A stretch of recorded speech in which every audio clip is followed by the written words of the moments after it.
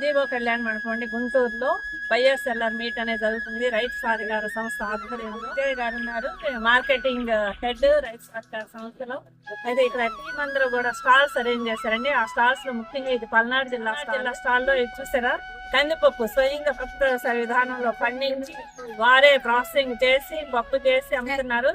ఈ పప్పు అసలు ఉడుకుతుంటేనే గుమ గుమ గుమలాట, అసలు ఎప్పుడు పప్పు తినాలా అనిపిస్తుంది. అంత మంచిగా ఉంటుంది, టేస్టీగా ఉంటుంది, సువాసనలు వస్తూ ఉంటాయి. శేషారావు గారు ఉన్నారు, అభ్యుదయ రైతు, ఆదర్శ రైతు, ప్రకృతి వ్యవసాయ రైతు. గత 10 సంవత్సరాల నుంచి ప్రకృతి వ్యవసాయం చేస్తూ పూర్తిగా ప్రకృతి వ్యవసాయ విధానంలో ఈ మిరప పండిస్తున్నారు. ఎంత కలర్ఫుల్ గా ఉన్నాయో చూసారా. ఇవి ఎంత అంటే డిమాండ్ చాలా ఎక్కువ ఉందండి. పూర్తిగా ప్రకృతి వ్యవసాయ విధానంలో చేస్తూ ఉన్నారు. వీరి మిరప ఆర్డర్స్ వాళ్ళకి డైరెక్ట్ గా ఫోన్లు చేసేసి ముందే బుక్ చేసుకుంటారు, అయిపోతాం కూడా.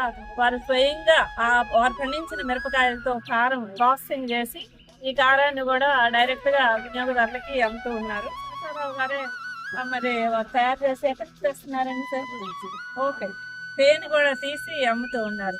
మరి ప్రకృతి వ్యవసాయ పొలాల్లో తీసినటువంటి తేనె మరి ఏ మాత్రం రసాయనాలు లేకుండా, కలుషితాలు లేకుండా, పురుగు మందుల అవశేషాలు లేకుండా స్వచ్ఛంగా ఆరోగ్యవంతంగా ఉండాలి. పల్నాడు జిల్లా స్టాల్ ని వెంటనే సందర్శించండి. ఈ స్టాల్ లో ఉన్న అన్ని ప్రోడక్ట్స్ ఒకసారి పరిశీలించండి. మీరు కానీ ఇవి తీసుకెళ్లి ఉపయోగిస్తే ఆరోగ్యం, ఆనందం, ఆదాయం, ఆహ్లాదం, ఆయుష్ అన్ని